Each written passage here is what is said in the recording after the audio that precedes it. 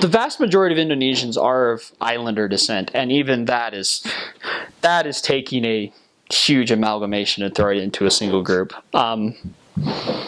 There's a lot of different, because there's so many different islands, there's a lot of different ethnicities and cultures within that.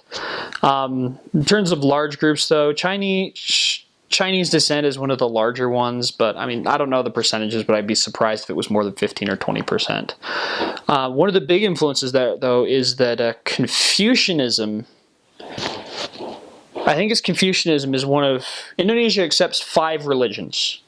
There are 5 religions that are officially acknowledged by the government of Indonesia. Islam, Catholicism, Protestantism, which were grouped into Protestantism according to them, Hinduism, and then Confucianism. So there's a lot of influence with, you'll see Confucianist temples every now and then. There's a lot of incense shops. You'll see incense burning on people's windows frequently. And it's also influenced a lot of the cuisine. There's a lot of Chinese restaurants there, a lot of Chinese style food. Duck, especially, is one of the more like culinary contributions of the ethnic Chinese.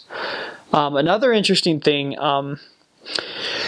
in the U.S., we often think, when someone hears Islam or Muslim, they often think of like the culture of Saudi Arabia, where women aren't allowed to drive, they have to wear the full veils. And interestingly enough, Indonesia's 4th president was a woman. She was the daughter of Sukarno. Her name was Megawati. And it's kind of interesting that this, supposed backwards medieval Islamic country elected a female president long before us progressive Americans did. Indonesia has they currently have their 6th president is in office. It was Sukarno, Suharto, Gus Dur, Megawati. The man who was president when I was there, he went by SBY. His full name was Susilo Bambang Yudhoyono.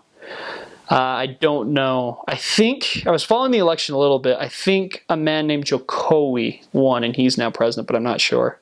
So those are some of like the cultural things to keep an eye out for within ethnicities. And I mean, by and large, you will not encounter these things, or you won't encounter problems related to any of this stuff. The vast majority of the Indonesian people are tolerant, they're friendly, they're wonderful, kind people.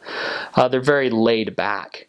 That was one of the biggest things for me over there was just how friendly the culture is. I mean, over here in the U.S., you hop on a bus, and if you start talking to the person next to you on the bus, people are going to look at you strangely like, there's something wrong with you? Why are you talking to me? Like, we very much value our privacy. Over in Indonesia, people have no qualms about just talking to you right on the street. People come up to you and talk to you a lot. You can start conversations, and 99 times out of 100, the people go right along with it. They have no problem with it. They're very friendly, very open, very expressive people. And it was wonderful to get to know them.